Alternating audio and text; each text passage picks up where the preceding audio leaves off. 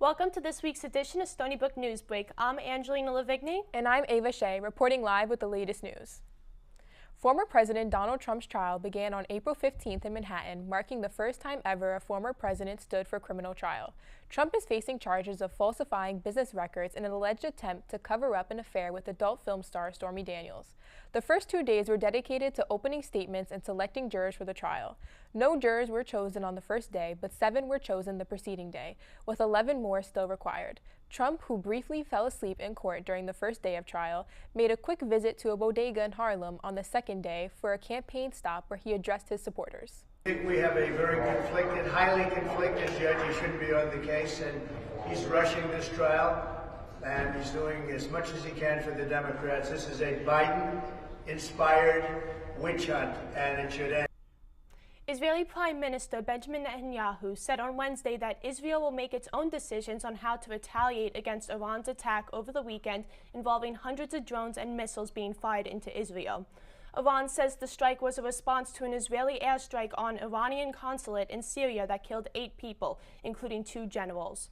While world leaders urge Israel to show restraint, the United States, European Union, and G7 nations all announced plans to impose tighter sanctions on Iran after its unprecedented attack. In the 36 hours since, we have been coordinating a diplomatic response to seek to prevent escalation. Israeli officials have not yet confirmed when or where they will attack, but other countries are calling for Israel to stand down amid fears of major fallout. Amidst the conflict between Israel and Gaza ramping up in scale and Iran joining the fight, President Biden has told Netanyahu that the U.S. will not participate in any offensive action against Iran. The Indiana Fever selected Caitlin Clark with the first overall pick in the 2024 WNBA draft while riding off the momentum from the NCAA tournament. This year's draft saw its highest viewership ever at 2.45 million people. Clark, the 2-time National Player of the Year, known for her logo three-pointers in Iowa, made history during her collegiate career. She broke records left and right this year, becoming the all-time leader point scorer in men's and women's basketball, and surpassing Stephen Curry for the most three-point buckets in a single season. I'm so excited to play for the Indiana Fever. I think they're an organization that does things the right way. I think they're an organization that, wants women's basketball to be really, really good. The Caitlin Clark effect is already impacting the WNBA. Before even being drafted, ticket sales in Indiana spiked beyond anything the organization has ever seen. In an hour, Fanatics sold out of nearly every size for her Fever jersey, making it the most sold-out jersey on a draft night in history. 36 of 40 regular season Indiana Fever games will take place on national TV.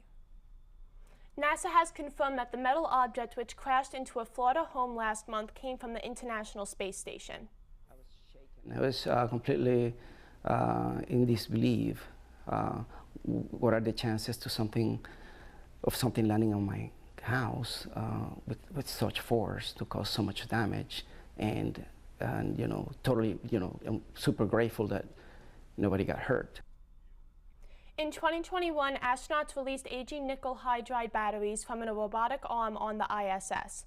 The hardware initially weighed about 5,800 pounds, and NASA expected it to completely burn up in the atmosphere. However, a 1.6 pound of the debris survived. In a blog post, NASA stated that the International Space Station will perform a detailed investigation of the jettison and re-entry analysis to determine the cause of the debris survival.